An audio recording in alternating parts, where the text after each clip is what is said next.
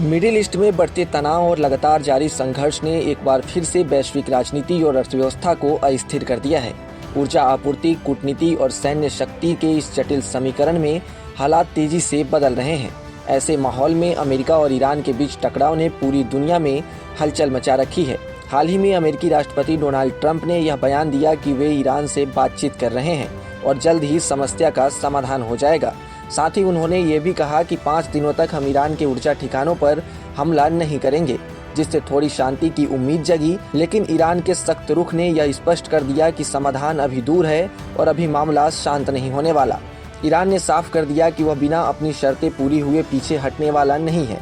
Iran के सर्वोच्च नेता मुज्तबा खामेनेई के सैन्य सलाहकार मोहसिन रिजाई ने दो टूक कहा कि जब तक सभी आर्थिक प्रतिबंध नहीं हटाए जाते और युद्ध में हुए नुकसान की भरपाई नहीं की जाती, तब तक संघर्ष जारी रहेगा। यह बयान बताता है कि ईरान इस मुद्दे पर किसी भी तरह का समझौता करने के मूड में दिखाई नहीं दे रहा है। ईरान ने इस संकट के समाधान के लिए 3 प्रमुख शर्तें रखी।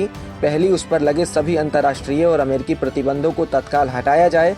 दूसरी, अमेरिका युद्ध के दौरान हुए बुनियादी ढांचे और जान माल के नुकसान का मुआवजा दे। तीसरी, ईरान को यह ठोस अंतर्राष्ट्रीय गारंटी दी जाए कि भविष्य में अमेरिका उसके आंतरिक मामलों में हस्तक्षेप नहीं करेगा। इन मांगों से स्पष्ट है कि तेहरान न केवल आर्थिक राहत चाहता है, बल्कि अपनी संप्रभुता को लेकर भी पूरी तरह आश्वस्त होना चाहता है। दूसरी ओर ट्रंप ने कूटनीति का सहारा लेते हुए 5 दिनों के लिए संभावित हमले को रोकने का ऐलान किया है।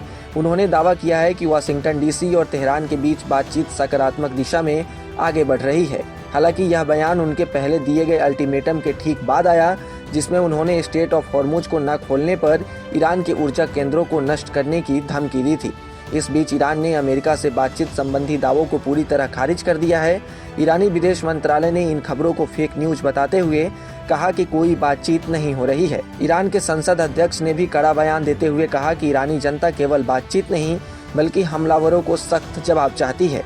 स्थिति और भी गंभीर तब हो गई जब ईरान ने संकेत दिया कि जब तक उसका क्षतिग्रस्त बुनियादी ढांचा ठीक नहीं हो जाता, तब तक स्ट्रेट ऑफ हॉर्मुज बंद रहेगा। इस जल डमरू मध्य के बंद होने से कच्चे तेल की कीमतों में तेजी बढ़कर $115 प्रति बैरल तक पहुंच गई, जिससे वैश्विक ऊर्जा संकट गहरा गया।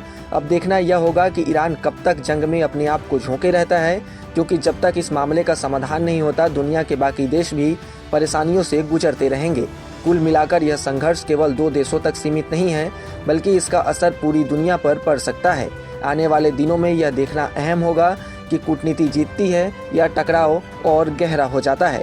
ऐसे ही तमाम अपडेट्स और शेयर मार्केट से जुड़ी तमाम जानकारी के लिए आप बने रहें गुड रिटर्न्स डिजिटल के साथ।